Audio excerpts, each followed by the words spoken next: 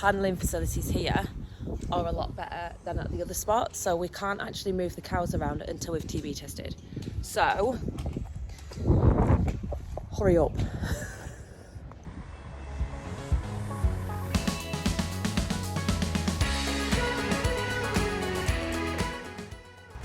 After the TB test, we'll bring some cattle from home and we'll bring them here, but until then, just because the handling facilities are so much better there, we're leaving as many cattle there as possible, just because it's easier to test them. Because here you can see you have to like gate the yard off, and they're all, you know, you have to get them into there, and yeah, it's just a pain. So yeah, we'll leave the majority of the cattle, we'll try and leave them at our house, just to make it easier for ourselves. It's a good job we're not moving stock anyway, because the Iveco Beast has gone in for test, so we don't even have the wagon to move things anyway, so it's a good job we will be moving around in like a week's time.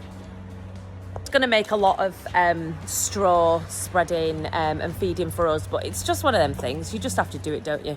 They feel so arable right now. Look at that. Oh, quality. Oh yeah. The story is you can't grow crops without water. Basically just spilled barley from when they blew it up onto the loft that we hadn't swept up. It's rained. They bullied him so much, and now he's right in among it. My little friend with his moly eye like me, like literally kindred spirits. Okay, so this is how this shed works. Everybody in this feed passage needs to move through into, you can't even see. You on, lass? Man out. Good lass.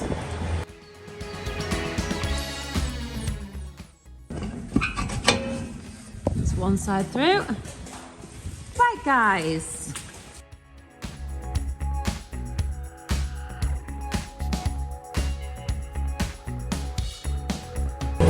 So this is a scraper. Right. This is how it works. You turn it over and you pull backwards with that bit, and then you push with that bit. So this is how we scrape the shed. Go on, kids.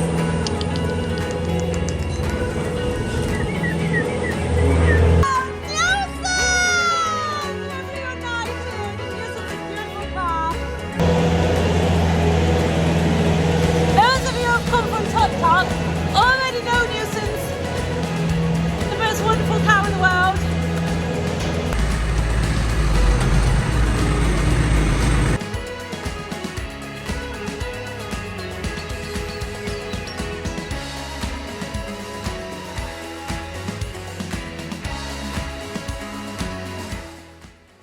That is not for you.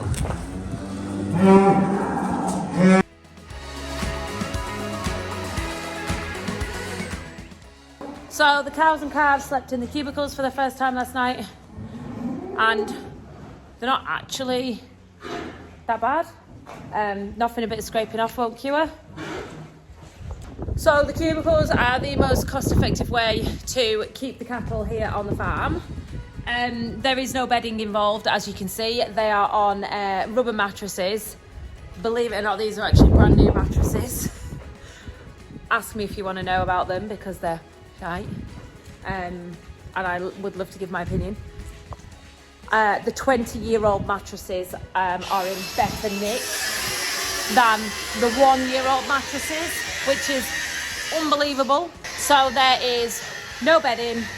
The cows stay cleaner, obviously, because they're not lying in the shit. So what happens is, for those of you who don't know, these here are smaller heifer cubicles. The cow goes in the cubicle like this. Obviously, the back end is hanging over the side. The cow poos off the end. If you're wondering what the grinder is in the background, this is what the cubicle shed had holding this to this, as you can see here. And any that have broken or bent, we've been beefing them up with scaffolding ones. I'll show you now. They just fit on perfectly on the cubicles, so if anyone's looking to replace any of theirs, these bad boys aren't going to break. Time-wise, mucking cubicles out is, your time is so much better spent scraping these out. It takes 5 minutes, We find the hierarchy of cows as well. Everyone has their own set places, less bullying. So when the day comes, when the big shed's kitted out, the big shed will be kitted out with EasyFix cubicles, we hope. And these will be our training cubicles. Obviously you want to train on metal cubicles, not bendy ones. And then down there, the cubicles get smaller and they will be our heifer cubicles. So I am, as of today, 27 people away from 4,000 subscribers. So if you fancy making a girl very happy, give me a subscribe. No pressure. I'm only lovingly caring for your food.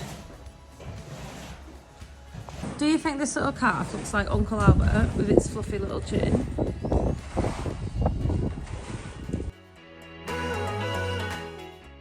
Rory's just reminded me of when we first moved here.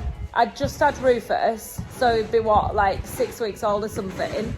And we used to have to scrape this by hand because we didn't have any machinery to do it.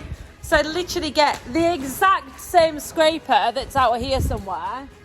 And like the amount of times I fell flat on my face pushing it down there. And then we upgraded to a 135.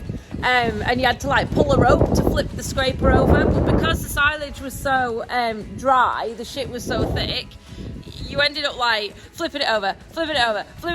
And like poor little Rufus was sat in the feed passage in his pram, like listening to tractor noises.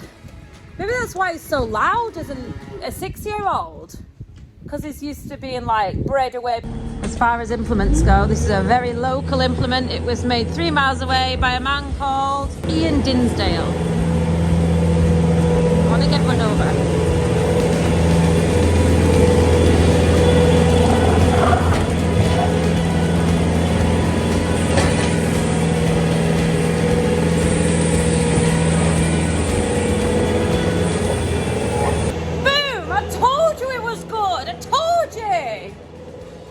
I still like it all these years later.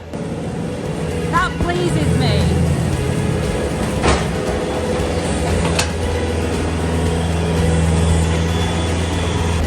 So if you look here, there it moves up and down and it kind of floats. Show what I mean. Do it up again. So we spoke to a fella before we got one and he had one of the early ones. And that thing that moved up and down was static. And when he was scraping out, it was leaving loads of muck because obviously there's no suspension on the Bobcat either. So it was really very, very static. And that was one of the improvements that they made. So it means that like for surfaces, your concrete does not have to be perfectly even. It does move around a little bit, which is one of the better things because it doesn't do a bad job. Like you can see, it does not do a bad job at all. Newton's your calf is just adorable. Look at his little face. So the other week we were sorting sheep in here and I threw a little bale of hay in and they cleared most of it up anyway. When we pushed the cows in yesterday, we left the bale of hay in thinking they'd chomp a little bit of it, but obviously they didn't. So you've got to just remember when you've got slats and a tank, what goes down it has to come back out of it. Thou shall not be lazy. This thing doesn't have a car, so I've just pulled her out just because she was literally just stood at the gate. I thought, well, I'll have you. So I've just pulled her out. Get back. No, you're not ruining my plan. The one that Chaz was bullying yesterday. So I know she does not have a calf. So I'm just going to run her down the cubicles because there's way too many in here. Come on, lady. Nice to see she's got her favourite cubicle back. That's boss number 1, the ginger one, and boss number 2, Spot. Bezzy mates and literally rule the roost. Look at them. That must be like the favourite cubicle in the shed and I don't know why. Like the matriarch cows over the years, which we've had a fair few that have got old and, you know, gone. That has been their cubicle. And like all the bosses tend to be down there. It's really funny.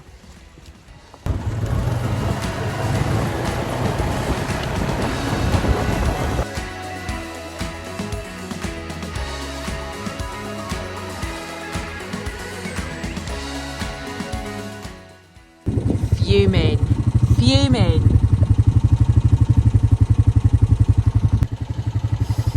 That's all the sheep mixed up.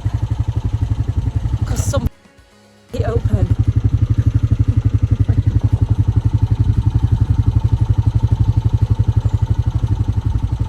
I do not want Dutch spotted cross clins.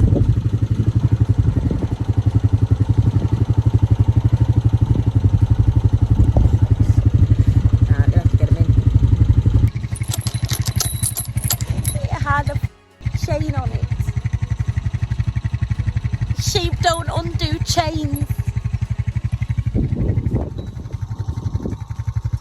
Me and Anna have just come back without the dog and with a big bucket of feed because I've been coming down and feeding the Texel girls and the Dutch spotted tuck. So I am hoping beyond all hope. Roy said just leave them. He said it doesn't actually really matter because it just basically it's just the difference between a black lamb and a white lamb, to be honest. That is all. The Texels, the blue Texel and the Dutch Spotteds are very similar in stature, so it's not actually the end of the world because all we're producing is a fat lamb. We're not pedigree or fancy by any means, so it's not the end of the world. But I'm just annoyed, and that's not what I wanted, so I'm just going to try just once, just give it one try, see if I can get them separated, sort of. If one or two slip through, it's not the end of the world, but I'll see.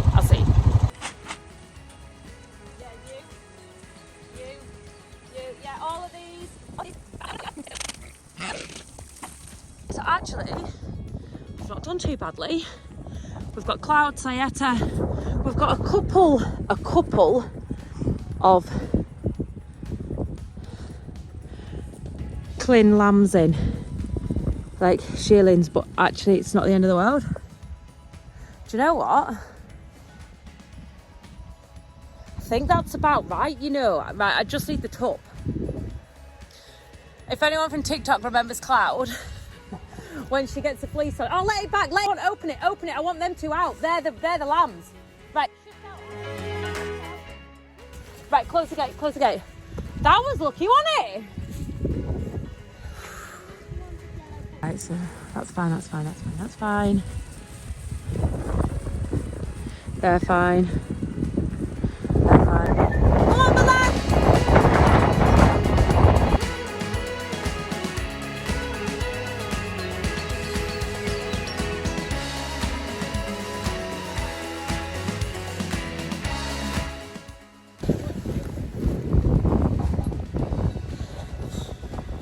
Close the gates! Seriously, we don't even have a public footpath. By the grace of God, me and Anna have just separated all the girls. And actually, there isn't a single Clin lamb in here.